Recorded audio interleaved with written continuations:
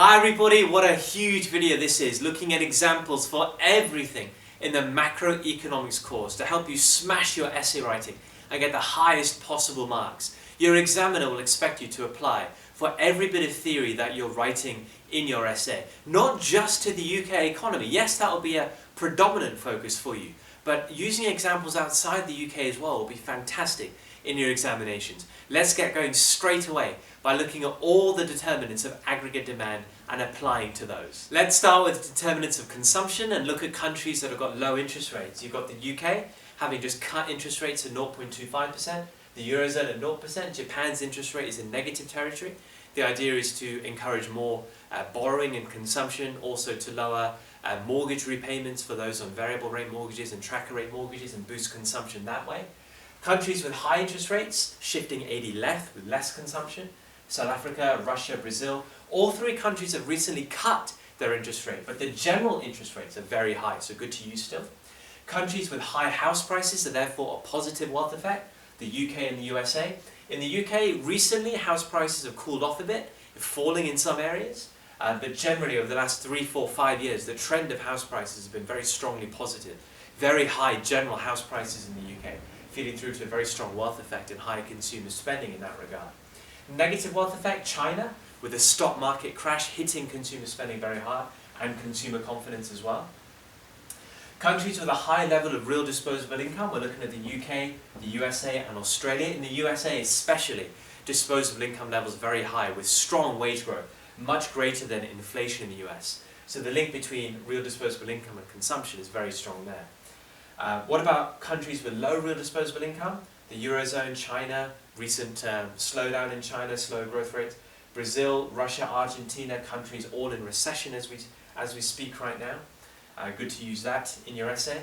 Countries with low income tax, stick to the UK. You know about how income tax has been cut in this country, not directly, through an increase in the tax-free allowance and through higher income tax bands, but good to use really. The UK is your base country to go to for low income taxes. Countries with high consumer confidence, you can talk about the USA, Australia and the UK. Not recently in the UK, but a trend over the last 2 years. It's been higher UK consumer confidence, so make sure you talk about it in that way. These two countries with quite strong consumer confidence. Vice versa, low consumer confidence. UK, as I said, recently. Many concerns at the moment in the UK economy is hitting consumer confidence right now quite hard. Russia, Brazil, Eurozone, these two countries in deep recession, hitting consumer confidence with high unemployment rates. But also in the Eurozone, link that to high unemployment rates across the Eurozone, especially very high youth unemployment rates, meaning that consumer confidence is staying quite low right now. What about determinants of investment? Well, you've got interest rates, as number 1 and number 2 suggest. We know that interest rates will affect investment too, so use these two examples here as your determinants of investment as well. High business confidence, the USA and Australia, good to use there. Low business confidence, the UK. Recently, UK business confidence has taken a tumble. Really since the Brexit vote actually, UK business confidence has taken a dive and has never recovered. China, Brazil, Russia. Low corporation taxes, the UK and Ireland. UK corporation tax right now is 19%. Plans for it to come down to 17% if the Conservative Party win the election. Ireland, the lowest rate of corporation tax is 12.5% in Ireland, so good 2 examples for you to use. Whereas higher rates of corporation tax go to the USA. The highest rate gets to 35% in the USA. Donald Trump has pledged he's going to cut that to 17%, but right now it stands at 35% for the most profit-making companies. What about government spending? Well, let's look at countries where there is fiscal expansion taking place. China, Japan, Hong Kong, big increases in government spending, generally on infrastructure. The USA, through Donald Trump, has got planned fiscal expansion, good to use that too. Austerity, so this is cuts to government spending. The UK, Spain, Greece, Italy, France, Portugal. You can research these in more detail if you want to have a greater depth of knowledge when it comes to fiscal expansion and austerity policies, and that goes with everything that I'm going to cover in this video as well, guys. If you want to know more detail, it's so easy just to research these examples and to get a greater level of detail to help you in your exam. Very easy just to search for this in Google and get exactly what you need here. But good examples of austerity. There I'm going to talk about this in a bit more detail when we look at fiscal policy later in this video. What about net exports? Well, we know a key determinant of net exports is the exchange rate. Where do we have countries that have got weak exchange rates? Well, Eurozone with a weak euro, Brazil a weak real, the UK with a weak pound, Russia a weak ruble, China with a weak yuan, although this has been managed, forceful, and lowering of the yuan through selling of Chinese currency reserves and also lowering of Chinese interest rates. A very weak South African rand, and you know in theory that this will make exports cheaper, imports dearer, and we get a positive current account position as a result, positive trade position which will feed through to X minus M being positive and AD shifting to the right in theory, yes?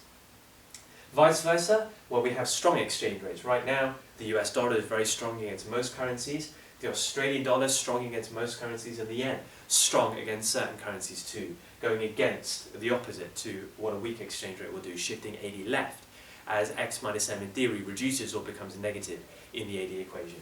Let's now move on and look at determinants of SRS and also causes of recession. Determinants of SRS, so plenty of examples of commodity prices being high at the moment. Oil prices increasing, gas, electricity prices increasing, food prices increasing, fertilizers increasing in price, metal prices going up, all of which will shift SRS to the left because of an increase in commodity prices. What about higher sales taxes? That will also shift SRS left. Well, the UK raising VAT in 2010, Japan increasing their sales tax in 2014, all are good examples for you. Weak exchange rate. We know that weak exchange rates will make import prices more expensive and thus will increase costs of production for firms who need to import raw materials and commodities. Where are we seeing weak exchange rates? Well, the pound exchange rate, real, that's Brazil, ruble, Russia, rand, South Africa, lira, Turkey, the naira, that's Nigeria's currency, the euro, eurozone. All countries are seeing some inflation as a result of their weak exchange rates. In some countries it's much more extravagant than others, and you can research that. So these are all examples of SRS shifting left, and you using these to back that up. For SRS shifting right, you just need to find opposite examples for you there. What about causes of recession? Let's look at financial or banking crisis. Which countries have suffered that and has led to a recession as a result? Well, the USA, of course, the UK, this is all in 2008, 2009. The Eurozone as well. Which countries in particular have suffered and are still suffering? Spain, Italy, Greece, major banking issues in all three countries. Still a banking crisis in those countries, which is why Italy and Greece, for example, are still in deep recession. Spain is only just recovering from that recession. Increased interest rates leading to recession. You've got Russia, this is a few years back now, and we're talking 2014 territory. South Africa as well, go back a year or so when interest rates were raised to try and control inflation, but the side effect was a recession. Housing market crash in the UK and the US back to 2008 there. Any oil shocks or high commodity prices stick to the UK here. The UK in 2009 and 2012 we had deep recession. We also had a very high level of inflation peaking at greater than 5% in both time periods here.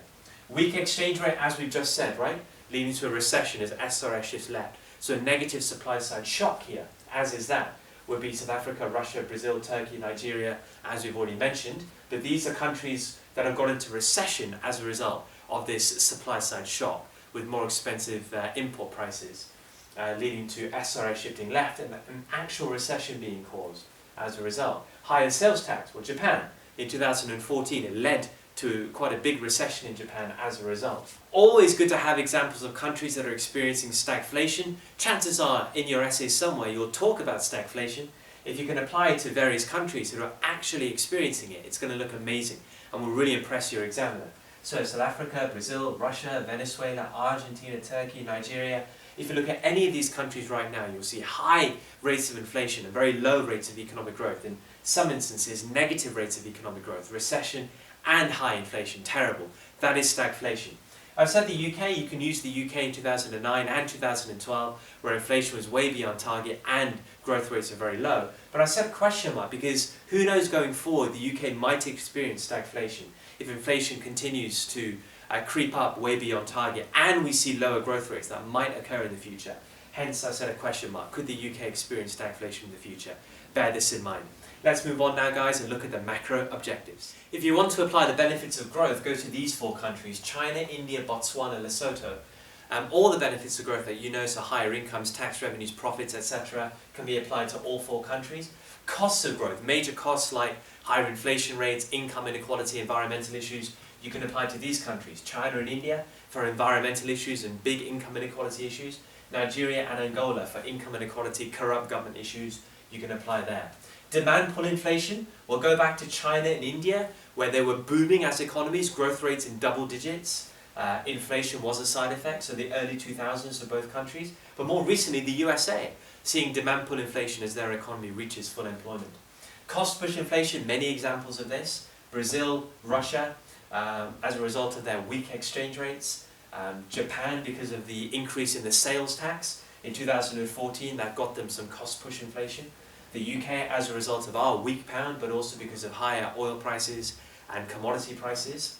South Africa, with their weak exchange rate. Argentina, the US as well. The US with higher clothing prices, food prices, tobacco prices. It's all cost push inflation as well in the US as demand pull inflation. If you're looking for costs of inflation and you want to apply in your essays, go to Argentina, wage spirals, also consumer price spirals as consumers bring forward their expenditure. So Argentina are in a wage price spiral, inflation spiral. When I taught the cost of inflation this time last year, the Argentinian inflation rate was around 20%. Now it's over 40%. Amazing to use, right? If you're talking about cost of inflation and you're worried about spirals, the major consequence of inflation is spirals. Bring in Argentina, your examiner will have a huge smile on their face. So impressive. The UK, cost of inflation, lower purchasing power, squeeze on incomes. Russia and Brazil, the same kind of arguments there as well. Cyclical unemployment, if you want to talk about examples where we've seen that. The Eurozone. Specific economies in the Eurozone, Greece and Italy, still in recession, very high unemployment rates. Same argument for Brazil. In a recession, very high unemployment rates right now in Brazil. Structural unemployment, go to Eurozone, go to India, go to the UK.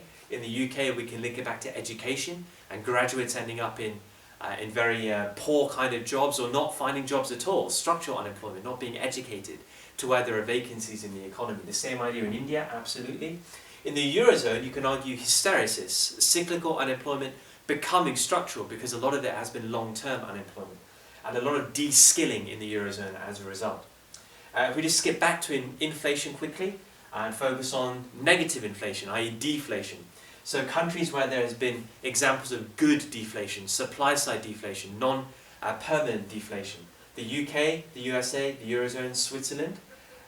This was all going back to 2015 and early 2016, where we saw good deflation in all these countries, very low levels of deflation from the supply side. Very good to use if a deflation question comes up.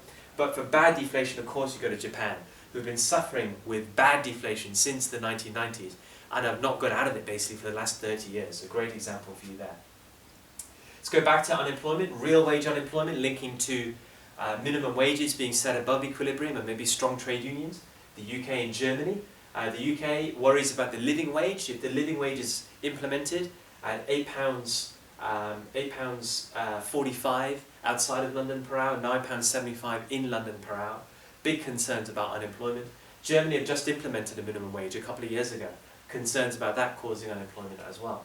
If we're looking at costs of unemployment, go to the Eurozone. So many examples where you can apply all your costs of unemployment to. Greece, Italy, Spain. Don't need to go into more detail there. Do your research. Pretty much every cost of unemployment you can link to those 3 countries. For income inequality, i.e. countries with a high Gini coefficient, Nigeria, Angola, South Africa, the USA. These 3, we're looking at Gini coefficients beyond 0.6. Go and do your research to get the exact figure. What about countries with a low Gini coefficient, so a relatively equal distribution of income? Norway, Denmark, Sweden. In fact, all your Scandinavian countries should be your go-to place if you want to apply to a relatively equal distribution of income. Countries of absolute poverty, your African nations, China and India still, with relatively high absolute poverty rates. Relative poverty, the USA and the UK, because of quite poor Gini coefficients, so unequal distributions of income, especially in the USA. Very unequal distribution of income, considering what you might expect there. And then policies to redistribute income. I know some examples, this is in the macro course. So for policies, progressive income taxation, right? That's a key policy. Talk about France and their millionaires tax, what a disaster that was. But also look at, the UK's progressive income tax system. think about what Jeremy Corbyn wants to do if he's elected. By the time you're watching this video, you'll know the result. But you can still talk about what Jeremy Corbyn wants to do with taxation policies in the UK and make the progressive income tax system in the UK much more progressive. UK transfer payments you can use as examples there, especially working benefits and top-up to incomes as welfare payments there to help reduce the income gap in the UK. The UK living wage, you can talk about the minimum wage generally, which currently is £7.50 per hour, but you can talk about the intentions of both parties to try and get the minimum wage to equal the living wage, £8.45 per hour outside of London, £9.75 per hour within London. A good policy to use there, and the Germany minimum wage. And then we've got government spending on education and health. Just stick to UK examples there, as we've mentioned many times before. So really, when it comes to policies to redistribute income, just go UK heavy, and it'll be absolutely fine there. Let's now move on and look at macro policy. Let's look at expansionary monetary policy in the form of lower interest rates. Which countries have cut their central bank interest rate? The UK recently, Brazil, Russia, India, South Africa, China, Eurozone, New Zealand, Australia. This has all happened within the last year and a half. So you can research these in more detail if you want, but for all countries the basic idea was to boost aggregate demand for some reason. For some countries to increase growth and to reduce unemployment, for some countries to try and boost inflation at times when inflation was actually much lower than target. So you can research the intentions behind them, but these are all countries that have lowered interest rates, expansionary monetary policy in the last year and a half or so. If we want to look at a contractionary monetary policy in the form of higher interest rates, the USA, South Africa, Nigeria, Russia, Brazil. I know some of these are a bit contradictory, but remember, we're talking in the last year and a half or so. So some of these countries, like Russia and Brazil, for example, they raised interest rates, this is about a year or so ago, raising rates to try and bring inflation rates down. But more recently, as inflation has come down, they've cut rates. So that's why you've got Russia and Brazil as examples of both low and high interest rates here. The USA is very interesting, very recent increases in interest rates to try and control inflation rates. The first example of a country recently, developed country, big country that's expanding and doing quite well, raising rates to try and control inflation rates. Will the UK follow? We have to wait and see what happens with inflation. Examples of quantitative easing, so expansionary monetary policy here, boost to the money supply. The US, the UK, Japan and Eurozone. Japan have been using it a lot over the last 15 years. The USA, UK and the Eurozone used it as a response to the financial crisis, 2008-2009. The USA was first in, UK soon after. The Eurozone, very recent actually, just 2 years ago, they started to use quantitative easing.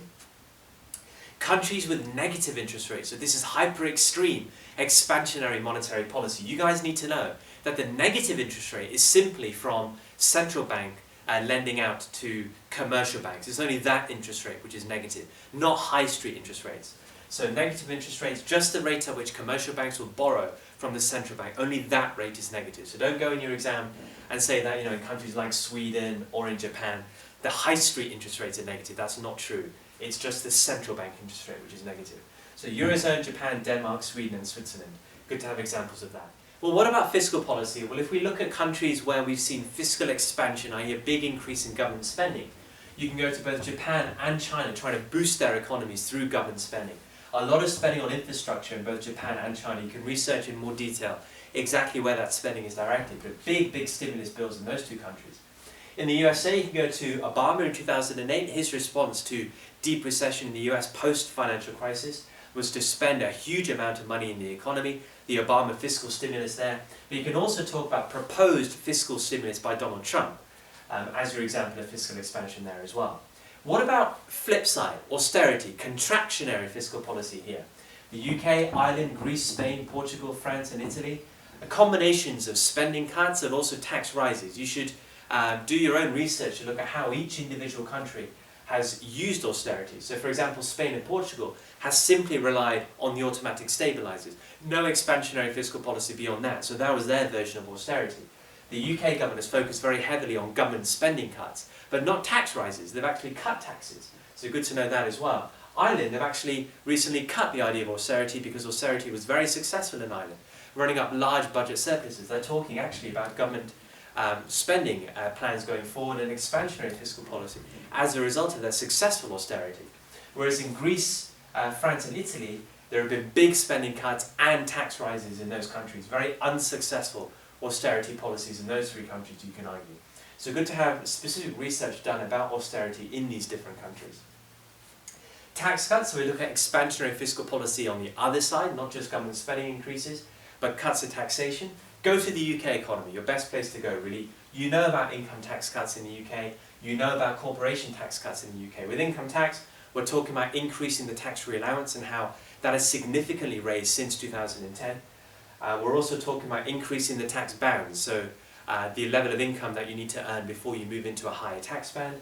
Corporation tax, you know about the huge cuts to corporation tax, currently standing at 19%. When George Osborne took power as Chancellor, it was more around 26% corporation tax, now at 19%, with plans for it to come down even further if the Conservatives win the election. You will know by the time you're watching this video what the result of that election is, but good to use in your exams and your essays. What about tax rises? We'll just go to two countries here. The UK raising VAT in 2010, and Japan raising their sales tax in 2014 for similar intentions, actually, both countries, to try and reduce the budget deficit, to control national debt rises, to keep a hold and a track of government finances. With supply side policies, I've covered this in my UK key stats video, worth at this stage taking a cut, and you're writing down all the key UK supply side policies. Let's look at policies to encourage long-term investment first. Well, we've got a cut in corporation tax, as we mentioned before, currently standing at 19%, but the pledge is to reduce it at 17% by 2020. The idea is to increase the retained profits that firms make, to encourage more investment, thus shifting LRAS, increasing the productive capacity of the economy.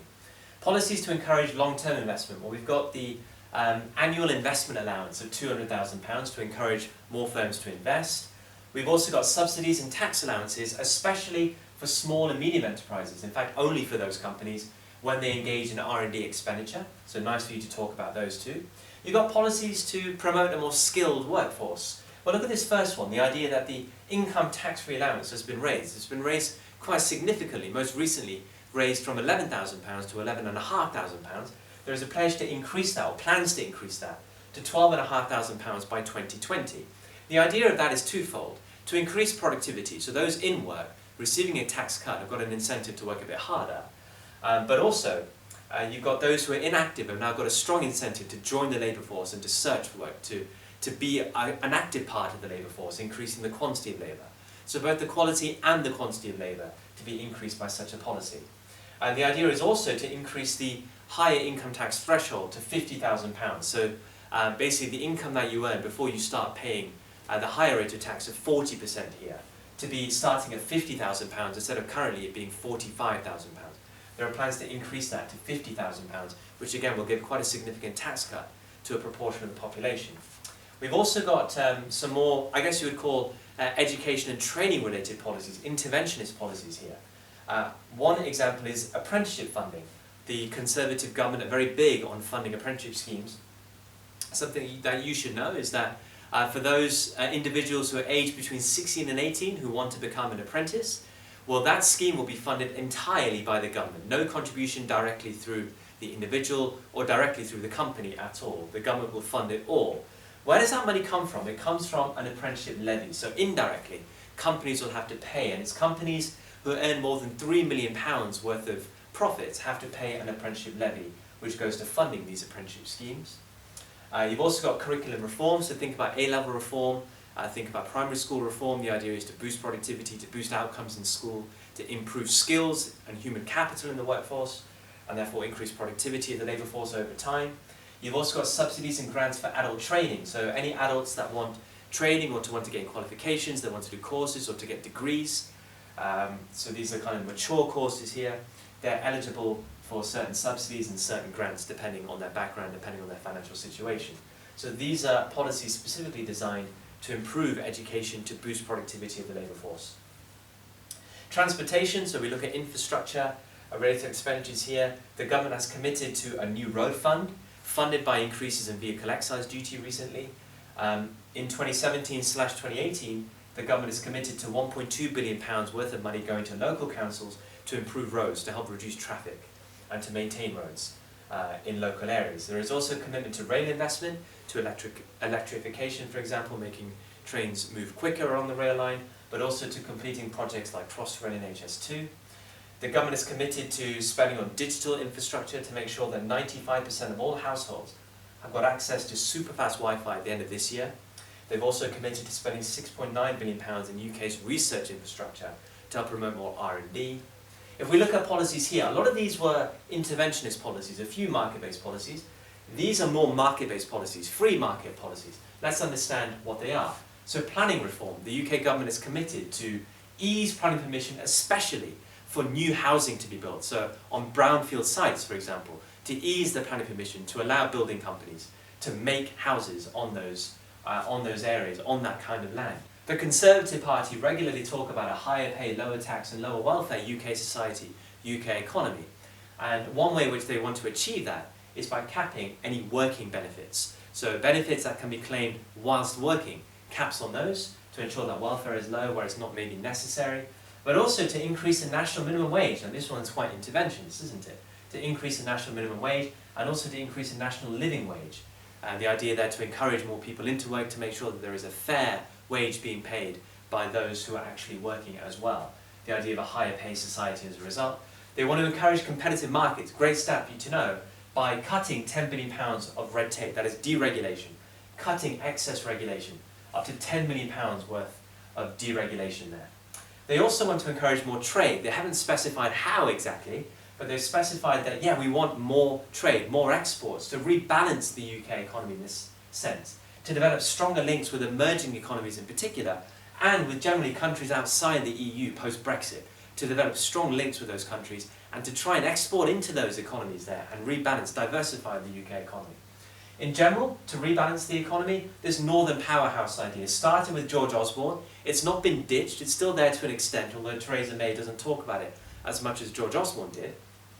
But it's still there, the idea of rebalancing away from a London dependency in the UK towards northern councils having more power over how to bring more business to cities up north, how to regenerate cities up north, how to make sure there are strong jobs up north, high-paying jobs up north, to make sure that transportation and infrastructure is strong up north as well. So the devolution of powers, as opposed to being fully controlled by central government, to actually giving more powers to local councils up north to create this northern powerhouse and less of a London dependency. Let's go to the international economy now and focus on winners from globalization. Well, immediately, the Asian tiger should come into your head. These are countries in South and Southeast Asia, like Japan, like China, like India, South Korea, Taiwan, Thailand, Singapore, Malaysia. All of these countries have significantly benefited from globalization. In what way? Well, higher growth rates, higher GDP per capita levels, big reductions in absolute poverty, all good signs that globalization has really benefited